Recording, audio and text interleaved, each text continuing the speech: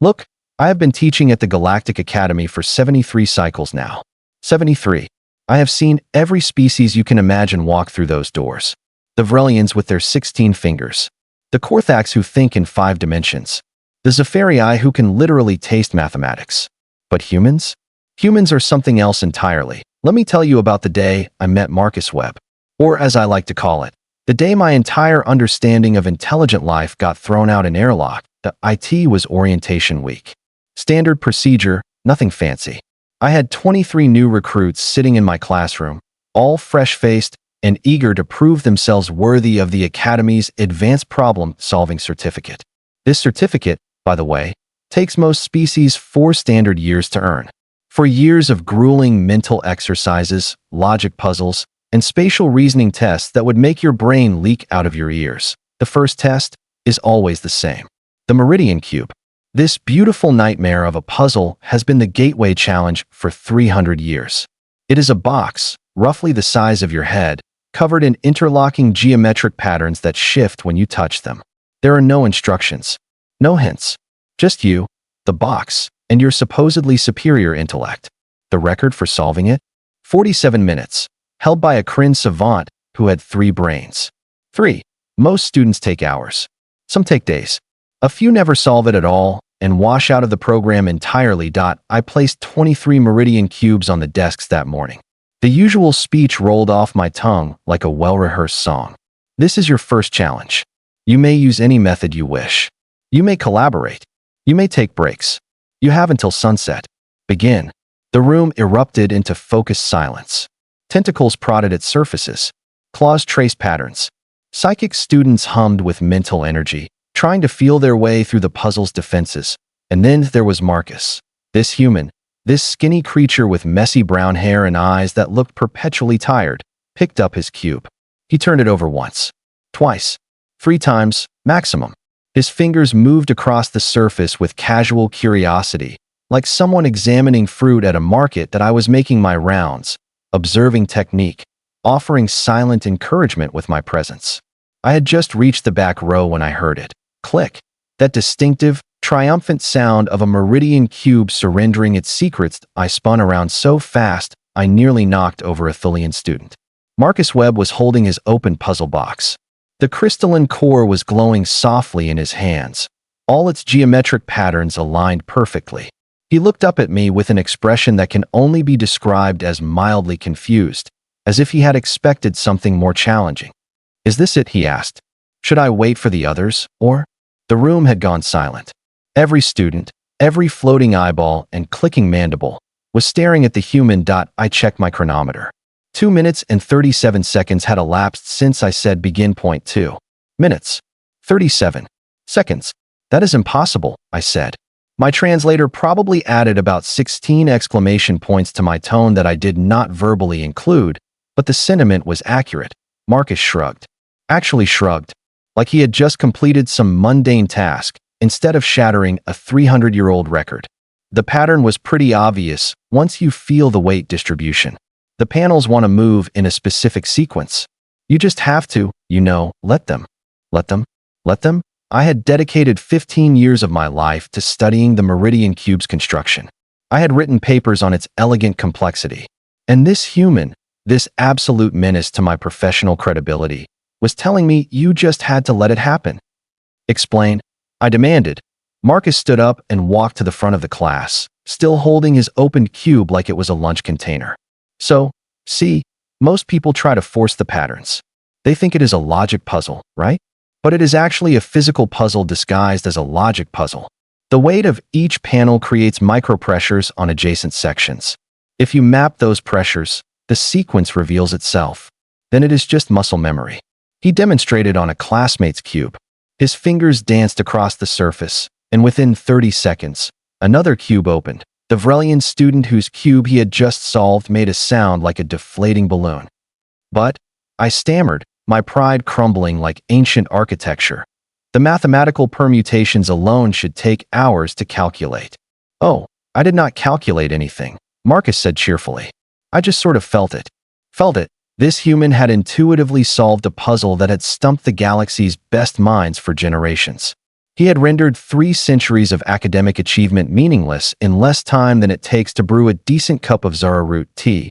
I should have known right then. Should have seen the warning signs. Should have realized that accepting humans into the academy was going to turn my orderly, predictable life into absolute chaos. But no, I thought it was a fluke, an anomaly, a lucky guess. Oh, how wrong I was.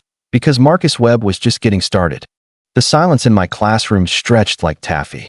22 other students were still hunched over their cubes, now completely aware that they had been utterly, thoroughly, and publicly outclassed by the new species on the block. The human species. The ones everyone said were charming but unremarkable. The ones who had only been spacefaring for what, 200 years? Babies, practically. I should mention that I am VRI. 3rd-level instructor at the Academy, specialization in advanced cognition and problem-solving theory. My scales are a dignified shade of purple that denote wisdom and experience. Or at least they were dignified before today. Now they probably just denote shock and existential crisis. Marcus, I said slowly, trying to keep my voice level. Would you mind demonstrating that again? For the class. He nodded, grabbing another cube from the desk of a thoroughly demoralized Corthax student named Brell. Sure thing. So first, you ignore what your eyes are telling you, which I know sounds weird. But hear me out. The entire class leaned forward. Even I leaned forward, and I wrote half the curriculum. Every species approaches this looking for a code, right? A sequence. But humans, we evolved as persistence hunters. We feel patterns in movement, in weight, in rhythm. Watch. He closed his eyes, running his fingers over the cube's surface. This panel here, it is 0.03 grams heavier than it should be. That means it is the anchor point. Everything rotates around it. His fingers moved. Click, slide, rotate, press. 45 seconds later, another cube opened. Brell made a sound like sobbing. I did not blame them. The human brain is wired for this stuff. Marcus continued, warming to his topic. Pattern recognition through physical feedback. Our ancestors tracked prey across vast distances by reading broken twigs and disturbed dirt. This, he held up the cube. This is just fancy twigs. Fancy twigs. He called the pinnacle of Vrelian engineering fancy twigs. My career was dying. I could feel it happening in real time. But the mathematical complexity. I protested weakly. The spatial reasoning requirements. Marcus scratched his head. Yeah, I guess if you try to math it out, it would take forever. But why would you do that when you can just feel your way through? It is like riding a bike. You do not calculate physics, you just balance. What in the name of the 7 suns was a bike? The rest of the class period dissolved into chaos. Marcus went from desk to desk, opening cubes with casual efficiency while explaining his technique. The problem was, his technique was entirely based on intuition that apparently came standard with human neurology. He kept using phrases like, "it just feels right," and "you know when you know," which were absolutely useless to species who evolved under completely different selective pressures. BY Sun said. Every cube in the room was solved. Not through individual triumph, but through one human casually demolishing the fundamental premise of our entrance examination. That I dismissed the class early. I needed to report this to the dean. Dean Corthas, a 6-limbed Theronite with more academic credentials than I have scales, listened to my report with increasing alarm. Her main eyes widened while her auxiliary eyes narrowed, creating an expression of profound confusion. 2 minutes, she repeated. And 37 seconds. I confirmed miserably. This is impossible. I watched it happen. Multiple times. He solved 7 more cubes just to prove it was not luck. The dean drummed 4 of her hands on her desk. The Meridian Cube has been the cornerstone of our program for 3 centuries. If humans can solve it through sheer intuition, then what does that say about our selection process? That we have been accidentally filtering for the wrong cognitive traits. I suggested. Her glare could have melted hull plating. We need to redesign the entire first-year curriculum, she said finally. If humans process spatial and pattern-based challenges through intuitive physical feedback rather than abstract calculation, then half our coursework is useless for them. They will either breeze through it or fail spectacularly, depending on whether we accidentally align with their cognitive strengths. There is more, I added, because apparently I hate myself. During the demonstration, Marcus mentioned something about human persistence hunting. They evolved to track prey over days. Days.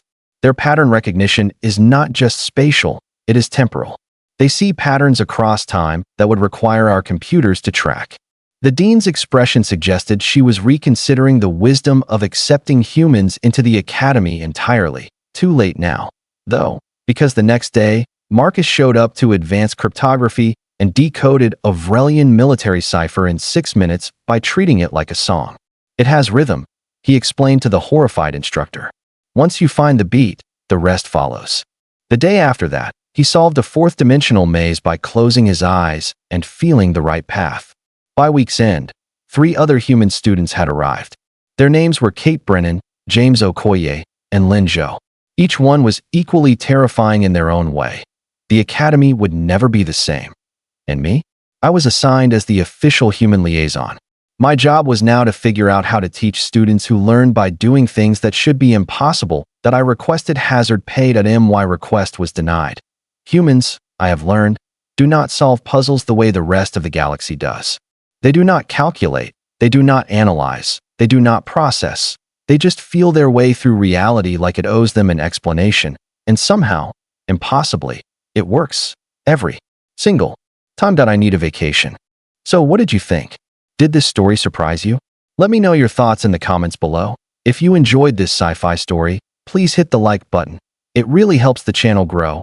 And don't forget to subscribe for more mind-blowing science fiction stories every week. Turn on the notification bell so you never miss an upload.